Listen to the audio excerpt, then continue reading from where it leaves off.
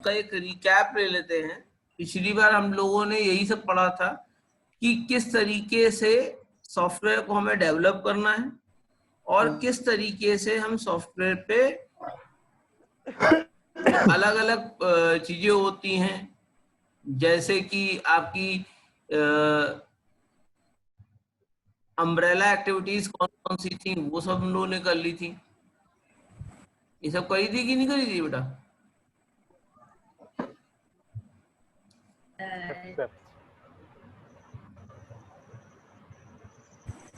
Sir आपकी आवाज बहुत धीरे धीरे आ रही है। अच्छा, अब आ रही है ठीक ठाक?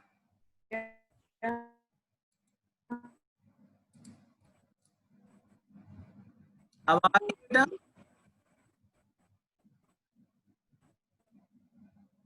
यस सर, अभी भी सही आ रही है। चलो मैं स्क्रीन शेयर करने जा रहा हूँ।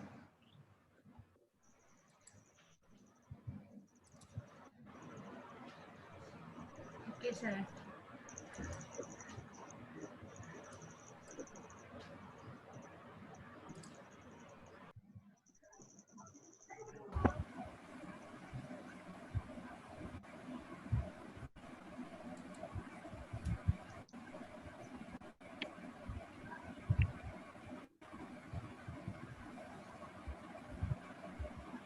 एक सेकेंड।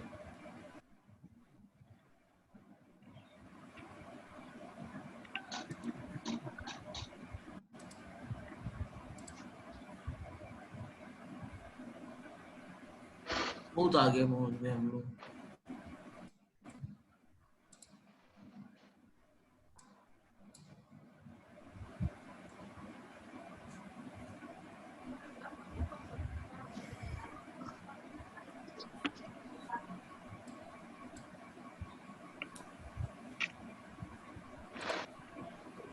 ये स्क्रीन जो आपको दिख रही है, ये आपको सॉरी फिगर दिखाएगी कि इंडस्ट्री जो है समय क्राइसिस पे चल रही है।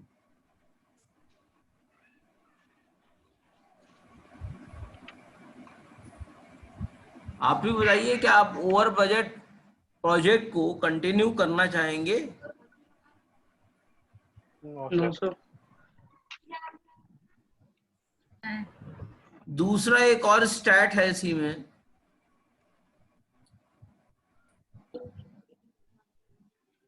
वो स्टैट ये है आपका कि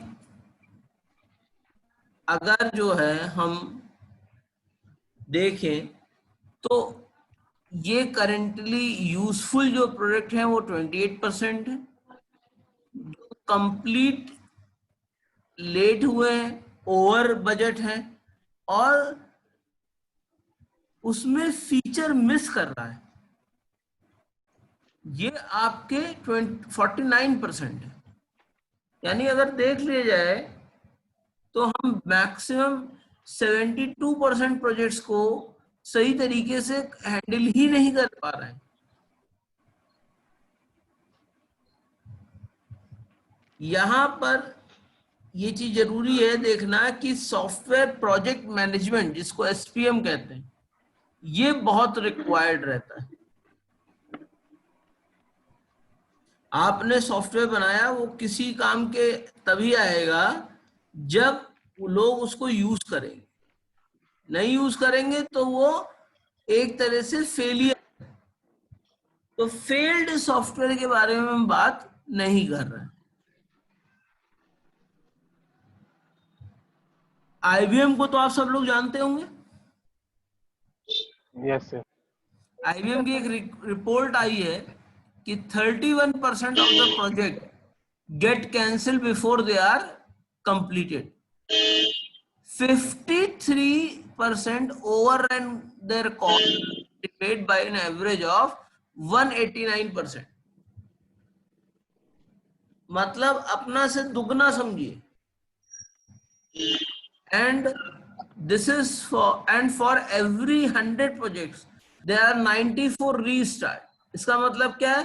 प्रॉपर प्लानिंग नहीं हुई है और प्रोजेक्ट को फिर से हमको स्टार्ट करना।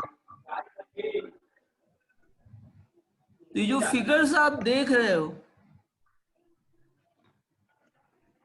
ये कोई बहुत अच्छी फिगर्स नहीं है। यहां से हमको क्या इंपॉर्टेंट पता लगता है, यहां से इंपॉर्टेंट हमको पता ये लगता है कि प्रोजेक्ट्स के अलावा प्रोजेक्ट मैनेजमेंट में भी बहुत बड़ा स्कोप आपके पास है कि आप किस तरह प्रोजेक्ट को मैनेज करोगे जो अपने टाइमलाइंस के अंदर खत्म हो जाए। क्लियर है? अब क्या क्या चीजें हैं, what are the problems which lead और कंट्रीब्यूटिंग इन सॉफ्टवेयर क्राइसिस।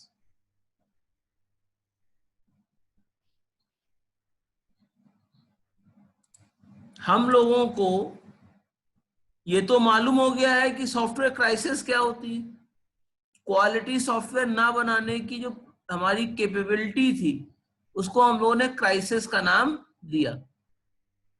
अब सॉफ्टवेयर क्राइसिस के फैक्टर्स क्या हैं जो कंट्रीब्यूट कर रहे हैं? सबसे पहला फैक्टर ये है कि जो पहले के प्रोग्राम साइज होते थे वो आपके काफी छोटे प्रोग्राम होते थे। दूसरा, आजकल सॉफ्टवेयर जो हम लोग डेवलप करते हैं उसकी एडिक्वेट ट्रेनिंग नहीं प्रोवाइड करते हैं। और दूसरा, आजकल हम सोचते हैं काम कर लें, हमको कहीं जॉब मिल जाए, पर अपनी स्किल को इम्प्रूव नहीं करते। सही है गलत है? Yes sir. कोई कह रहा है इत्तेफाक नहीं रखता मेरी इस बात से?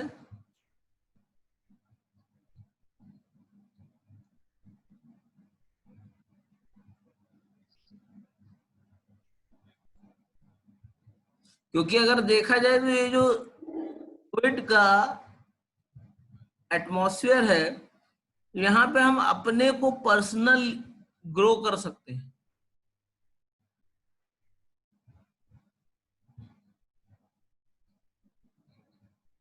नए नए कोर्सेज ज्वाइन करके, जिस चीज से डर लगता है उस चीज को ज्यादा प्रैक्टिस करके, and last but not least low productivity improvement. ये कुछ फैक्टर्स हैं जो कंट्रीब्यूट करते हैं सॉफ्टवेयर इंजीनियरिंग की क्राइसिस। ये चाहते हैं कि इनके पास एक डिसिप्लिन हो सॉफ्टवेयर इंजीनियरिंग कहें। क्लियर है बेटा? Yes sir. अब जब आपसे सवाल पूछा जाता है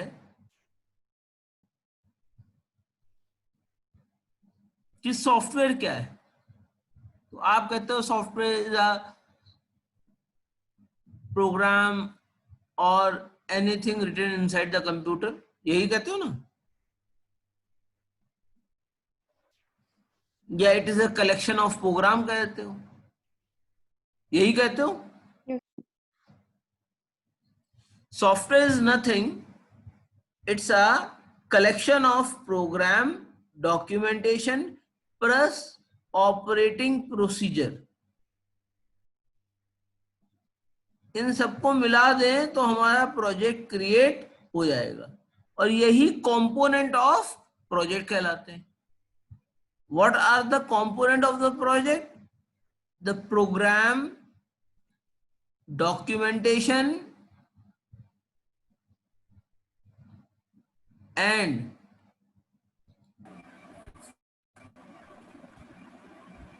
operating procedures are known as software. Clear है बेटा? ये कोई प्रॉब्लम किसी को? सर फिर से बता दीजिए, इतना सर डिस्कनेक्ट हो गया था मेरा। मैं फिर से बता दे रहा हूं, अगर हम सॉफ्टवेयर की बात करते हैं तो उसके कुछ कंपोनेंट्स होते हैं। सॉफ्टवेयर के कंपोनेंट्स क्या होते हैं? एक प्रोग्राम होता है, एक डॉक्यूमेंटेशन होता है, और एक उसके ऑपरेटिंग प्रोसीजर होते हैं। क्लियर है? Yes sir. प्रोग्राम क्या हुआ जो आप बना रहे हो, डॉक्यूमेंटेशन क्या हुआ कि वो प्रोग्राम किस तरह से बना है, कौन सा आपने उसमें लॉजिक यूज किया है, तमाम सारे डॉक्यूमेंट्स हो गए। और ऑपरेटिंग प्रोसीजर का मतलब क्या, पहले एक्स एग्जीक्यूट होगा फिर वाई एग्जीक्यूट होगा, सॉरी, और तमाम सारी चीजें आपकी एग्जीक्यूट होती जाएंगी सीक्वेंस में। क्लियर है ना? तो ऑपरेटिंग प्रोसीजर का मतलब है किस तरीके से हम सॉफ्टवेयर को ऑपरेट करेंगे। क्लियर? Yes sir.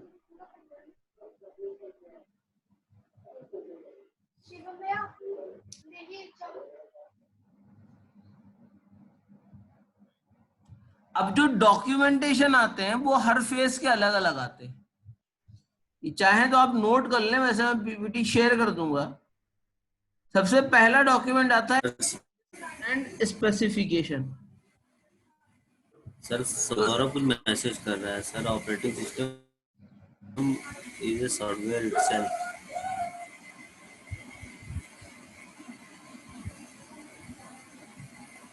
नहीं तो ऑपरेटिंग सिस्टम के क्या डॉक्यूमेंटेशन नहीं होता है?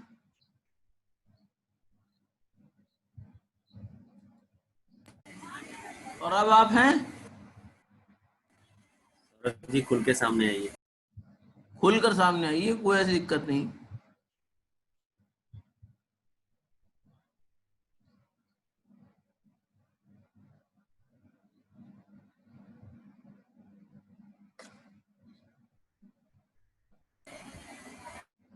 फिर से message, then does it mean वो मैसेज सर ना खेले, उसमें जवाब देने में टाइम लगेगा। साफ साफ सबका सवाल यही होना चाहिए।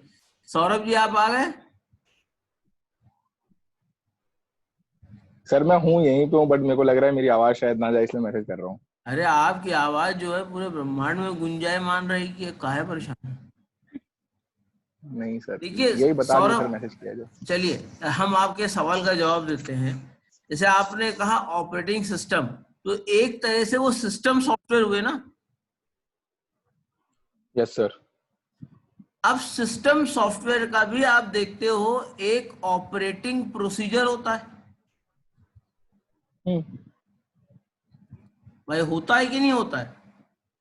Yes sir, yes sir. क्योंकि सॉफ्टवेयर इसका रिसोर्सेज एग्जांपल मैं कंप्यूटर आपको हार्डवेयर बताऊं वगैरह देना चाहते हैं। कि जब हमारे पास डॉस हुआ करता था तो फाइलों का सीक्वेंस होता था कि पहले IO.sys जो है मेमोरी में लोड होगी, फिर MS-DOS.sys जो है उसमें जाएगी, तब कहीं जाकर आपकी Windows.com जाके उसके अंदर स्टोर होती थी। क्लियर है? ठीक है। या command.com यूज होती थी। तो ये तीन आपकी एक पर्टिकुलर ऑर्डर में होती थी। तो अगर आप सॉफ्टवेयर भी बना रहे हो, ऑपरेटिंग सिस्टम भी बना रहे हो, तो आपको कोई फाइल की लोडिंग का ऑपरेशन तय करना पड़ेगा या प्रोसीजर बनाना पड़ेगा कि पहले ये लोड होगा, फिर ये लोड होगा, फिर ये लोड होगा, फिर ये लोड होगा। क्लियर है? ठीक है। ये हमारा क्या हो गया, ऑपरेटिंग प्रोसीजर हो गए। तो सॉफ्टवेयर क्लियर हो गया हाँ और ठीक है सर। ऑपरेटिंग प्रोसीजर क्लियर हो गया। अब बीच में क्या बचा, डॉक्यूमेंटेशन। जब भी कोई नया ऑपरेटिंग सिस्टम रिलीज होता है, आपने देखा होगा उसका व्हाइट पेपर भी रिलीज होता है। ठीक, यस सर। या आपने मोबाइल में पबजी खेलते होंगे, या आपके मित्र लोग बहुत खेलते हैं, जिसमें अर्जुन जी जो है प्रो हैं। तो अर्जुन जी से पूछ लीजिए, नहीं ऐसी कोई रेगुलर बात अपडेट होता है अर्जुन? नहीं, ऐसी कोई बात नहीं, प्रो होने ऐसे अब प्रो रो नहीं हो वो क्या? स्थान बनाया। नहीं। अरे रोज आप जो है चिकन डिनर करते हो, और क्या चाहिए आपको? हाँ सर प्रभाव भी प्रो है। तो अच्छा, प्रभाव है प्रो प्रभाव भी तो। प्रो हैं तो सब, नहीं सर हमें या वे ब्रो हैं? सर कटप्पा मामा भी हैं। हैं? ये मामा कौन है? कटप्पा मामा सर पबजी में किसी का नाम है। सर ऐश्वर्य गुप्ता है कटप्पा मामा। अच्छा, कटप्पा, तो ये तो जो है बाल इनके तो बहुत सारे, कटप्पा तो कुछ हमारे हेयर स्टाइल का होना चाहिए। नाम पहले रख लिए हैं और उनके रूल ऑफ फॉलो कर रहे हैं, बाल अभी नहीं है ना। अच्छा, तो फिलहाल चलिए हम कह रहे हैं पबजी जब आप देखते हो, जब अपडेट्स आते हैं तो उसमें व्हाट्स न्यू करके नहीं आता है? यस सर, आता है। Yes sir. यानी वो बताता है कि भैया इस वाले में हमने क्या जो है कमाल किया, जो तुम्हारी जो है 500 MB और ले ली, लिविक वर्जन आ गया है ना, फिर टेम्पल उड़ जाता है। सर आप भी खेलते हैं? अरे भैया हम खेलते थोड़ी ना, हम देखते हैं। तो ये इसी का नहीं है, कोई भी अपडेट आता है मोबाइल, आप देख लोगे तो बताएगा व्हाट इज न्यू। ऐसा होता है कि नहीं होता है? तो ये आपका डॉक्यूमेंट, यस सर, होता है। ये आपका डॉक्यूमेंटेशन है।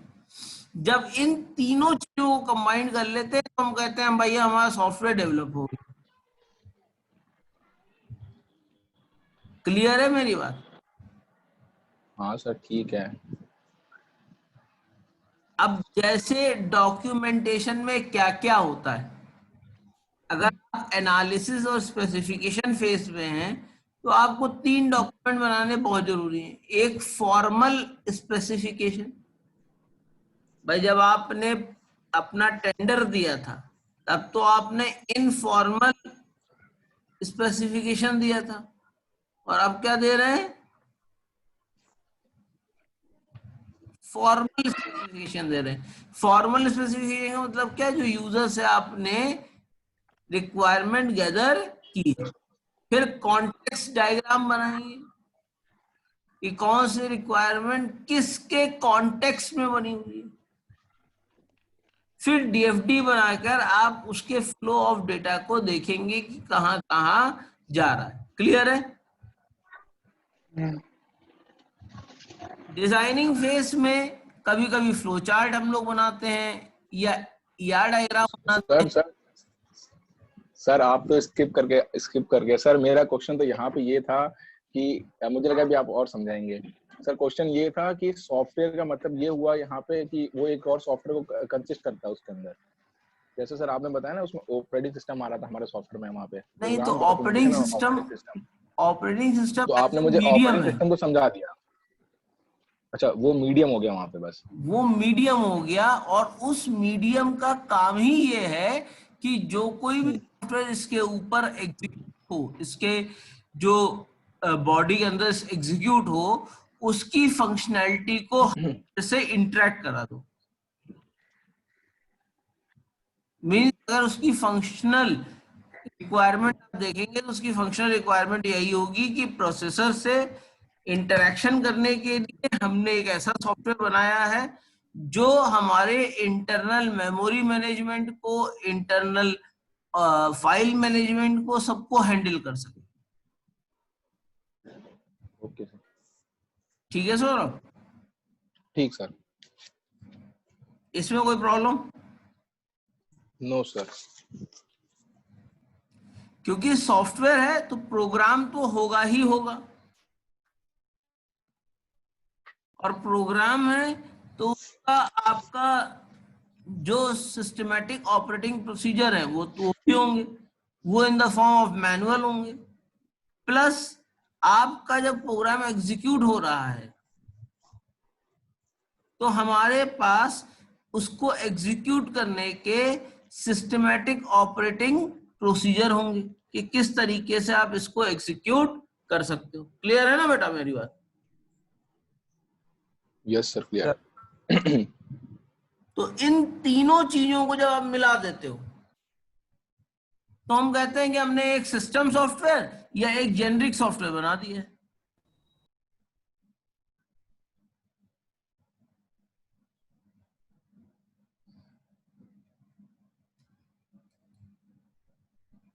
ठीक, अब इसको समझाना शुरू करूं? जी सर।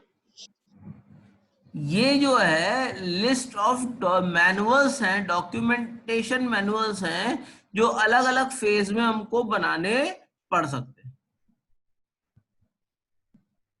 जब एनालिसिस करते हैं या स्पेसिफिकेशन लेते हैं तो या तो हम फॉर्मल स्पेसिफिकेशन करते हैं या हम कंटेक्स्ट डायग्राम बनाते हैं, उसके बाद हम डेटा फ्लो डायग्राम बनाते हैं। इसमें कोई प्रॉब्लम?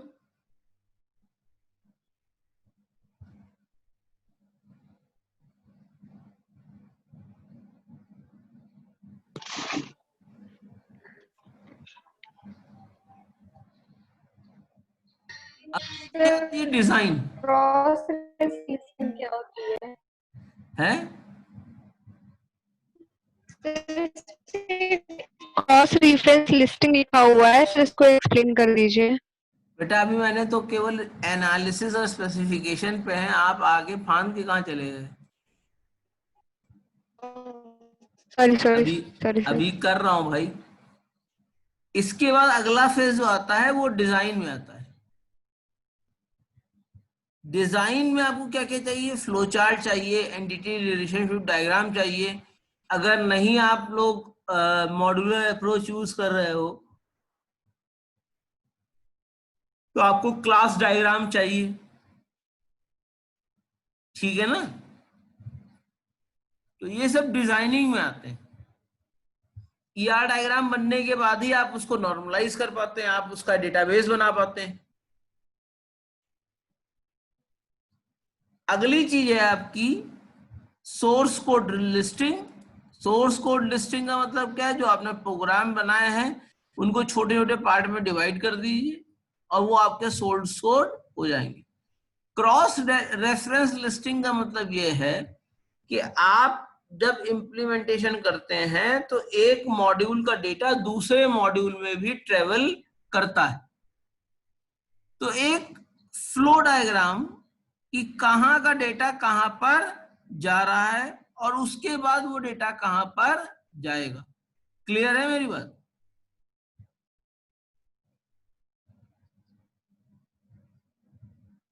यस। टेस्ट डेटा और टेस्ट रिजल्ट के बारे में मुझे बताने की कोई आवश्यकता नहीं, क्योंकि आप बहुत ही डिटेल में इसको पढ़ रहे हैं।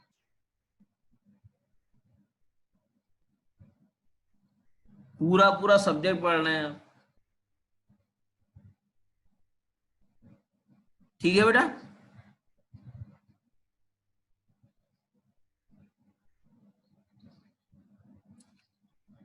अब list of operating procedure manuals में क्या क्या होना चाहिए? तो जो मैनुअल बनती है वो दो तरह की मैनुअल बनती है, एक यूजर मैनुअल बनती है, एक ऑपरेशन मैनुअल बनती है। यूजर मैनुअल में क्या होता है? सिस्टम का ओवरव्यू, बिगिनर्स और रेफरेंस गाइड। क्लियर है बेटा?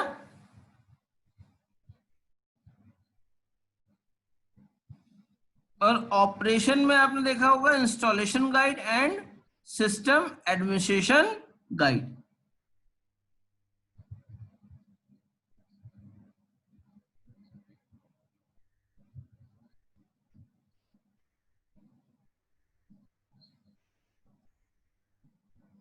क्लियर है बेटा? Yes sir. Yes sir. Yes sir. अब सॉफ्टवेयर प्रोडक्ट में भी develop for a particular customer और may be develop for a general market. तो अगर देखा जाए तो सॉफ्टवेयर प्रोडक्ट दो तरह के होते हैं, एक जेनरिक होते हैं जो develop to be sold to a range of different customer. Clear है? एक होते हैं bespoke का मतलब जिसके बारे में बताया जा रहा है, कस्टमाइज्ड है, जो developed for a single customer according to their specification. तो कौन सस्ता होगा? जेनरिक। हाँ, जेनरिक सस्ता होते हैं प्रोजेक्ट्स, लेकिन हर जेनरिक प्रोडक्ट जरूरी नहीं है हमारी सारी प्रॉब्लम्स को रिजॉल्व कर दे। तो इसके क्या क्या आता है?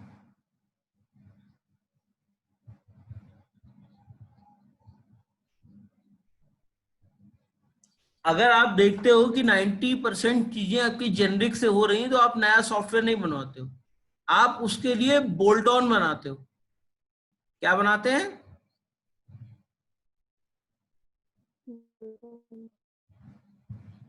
बताओ भाई, अभी मैंने खुद ही बताया था, बोल्ट ऑन बनाते हैं। बोल्ट ऑन क्या होते हैं? Bolt on. Bolt on solutions. Bolt on solutions का मतलब क्या हुआ कि जेनरिक तो है ही है, प्लस हमें जो एक्स्ट्रा फंक्शनैलिटी चाहिए थी उसके एक्स्ट्रा सॉफ्टवेयर्स है, और वो हमारे करंट सॉफ्टवेयर के साथ इंटीग्रेटेड हो गए। क्लियर है बेटा?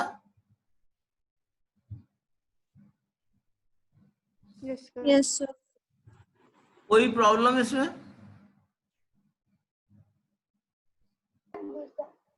No sir.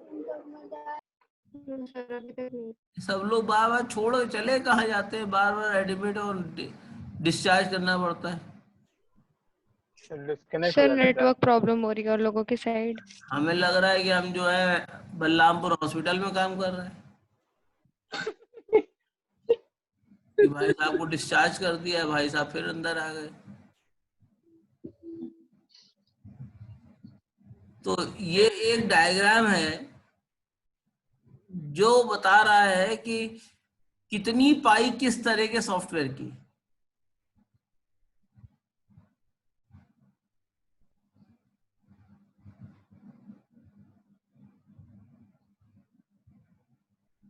सबसे बड़ी पाई किसकी है? Web based. सब सेम है? सर वेब बेस्ड सबसे बड़ी दिखती वेब है बेस शायद। थोड़ी लग रही है, लेकिन सब सेम लग रही है sir. Sir engineering and scientific. Engineering and scientific software and web based software same लग रहे हैं। तो ये जो स्लाइड बनाई इंडिविजुअल गई थी, सॉफ्टवेयर की। ये कोविड-19 के पहले की बनाई गई हुई है। अब कोविड-19 के बारे में बात करेंगे तो वेब बेस्ड सॉफ्टवेयर बिजनेसेस और एआई बेस्ड सॉफ्टवेयर्स काफी ज्यादा यूज हो रहा है।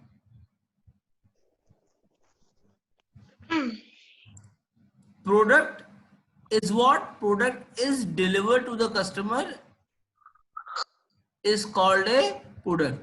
It may be include source code, specification documents, manual documents, and basically it is nothing but a set of deliverables only. Clear है?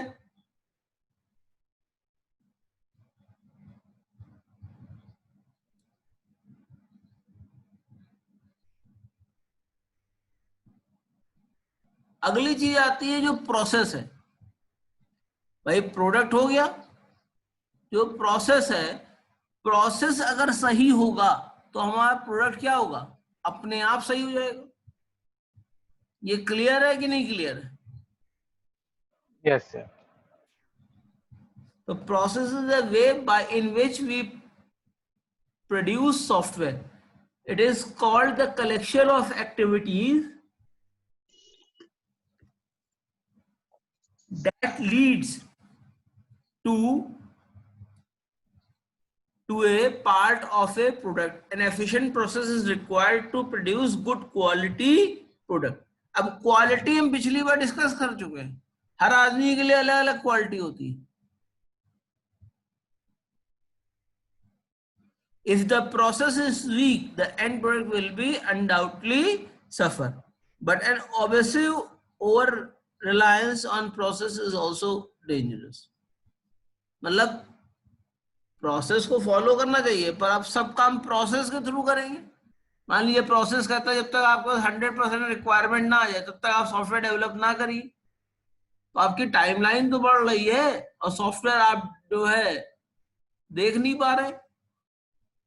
क्लियर है? Yes sir. तो कौन सी प्रॉब्लम कहलाएगी?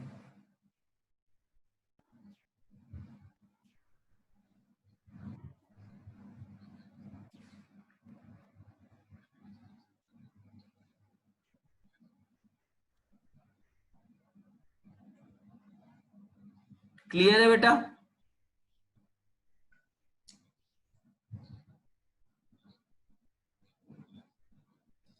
A measure provided a quantitative indication of the extent, dimension, size, capacity, efficiency, productivity, or reliability of some attribute of a product or process.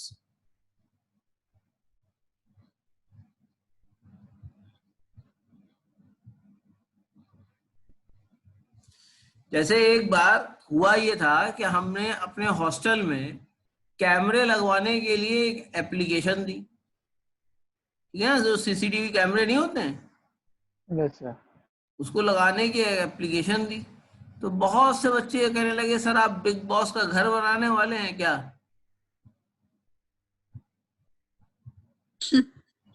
Privacy सब चली जाएगी। यही offer मैंने लाजो मैम को भी दिया था कि आप भी लगवा लीजिए कैमरे। भाई अगर बॉयज हॉस्टल वाले हैं तो वो बॉयज ही तो हैं सारे वहां पे। क्लियर है ना भैया? Yes, sir. Yes, sir. और अगर उनके हैं तो गर्ल्स ही हैं।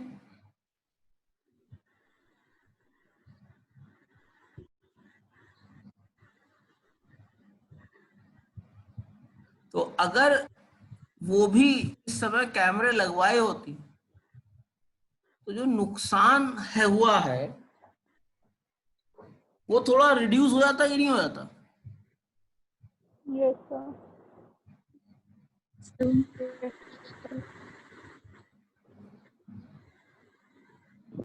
सर बढ़ है भी तो सकता था क्या हो सकता था? सर, नुकसान बढ़ भी तो सकता है उसमें। कैसे? सर बच्चे कैमरा तोड़ के शैतानी कर देते। भैया उसके लिए कैमरा कवर करने के लिए दूसरा कैमरा भी लगाया जाता है। अरे सर सब हो जाता है सर, मुंह पे पट्टा बांध लेते फिर कर देते, क्या पता चलता है। रिस्क तो है इसमें भी सर। भैया बॉयज हॉस्टल में तो ऐसा नहीं हुआ है कभी, क्योंकि फिर हम भी तो कुछ है। सर आपका खौफ है, आपका खौफ है ना। हाँ यही तो सर। लड़के ये सब हरकतें यही तो मेन दिक्कत। सम्राट केल्विश के चाचा लगते हैं ना शक्ल से। यस सर, आपका खौफ है हॉस्टल में। विवेक से पूछो, कोई खौफ नहीं है। यस सर, है बहुत खौफ है। ये तो बताएंगे ही है, क्योंकि इनको तो क्लास से बुलवा लेते हैं, वहां से हॉस्टल से बुलवा लेते हैं ना, इसलिए है। चलिए, measurement is the act of evaluating a measure. Metric is a quantity measure of a degree to which a system, component or process possesses a given attribute. ठीक है बेटा? अगर रोल ऑफ मैनेजमेंट देखिए तो 4 P's होते हैं: people, product, process और project. जो हमारे मैनेजर साहब हैं उनको इन्हीं 4 पॉइंट्स पे वर्कआउट करना पड़ता है।